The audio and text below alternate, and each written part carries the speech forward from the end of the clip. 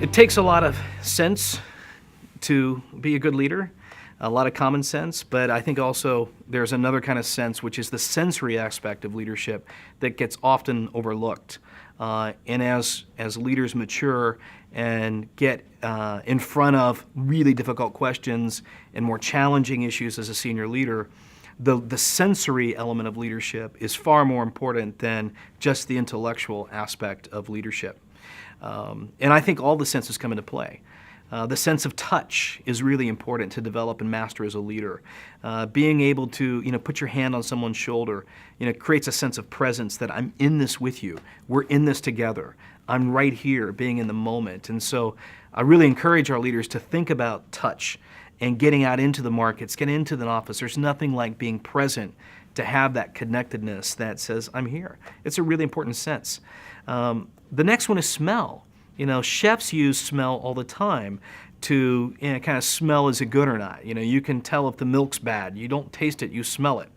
And smelling allows us to say, is this good or bad, at a level beyond where the data can let you go. And if we can develop our sense of smell, you can smell an organization and say, something doesn't smell right. We use those phrases all the time, but we never really develop that, as a skill to be able to develop the sensory element of being able to do that. Taste, sample.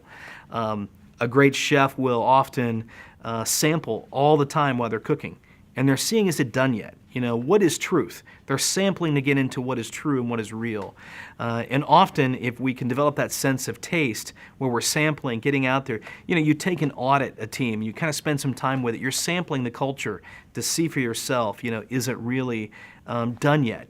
Is it really working? Is it in flow? Is it in peak? Those kind of things.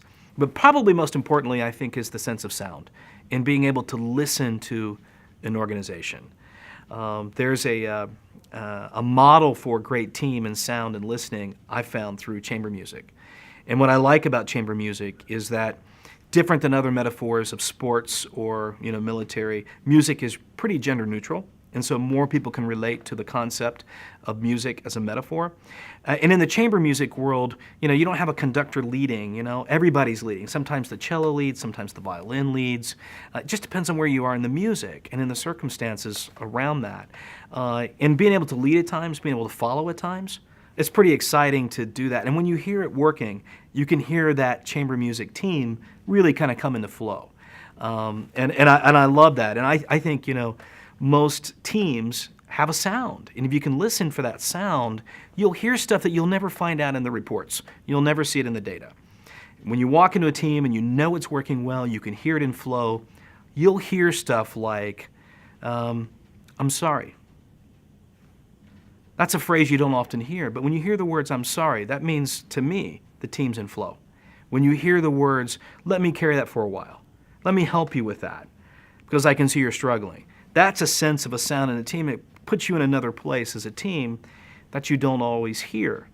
And being able to listen to a team's performance through how they interact with each other is a really important skill and value that I think will help leaders do that. And then being able to release that sound. You can tell when there's no sound coming out. Most leaders that I've seen retire with the music still inside them. And I think that's unfortunate. Our job is to really unleash that sound so that they can play.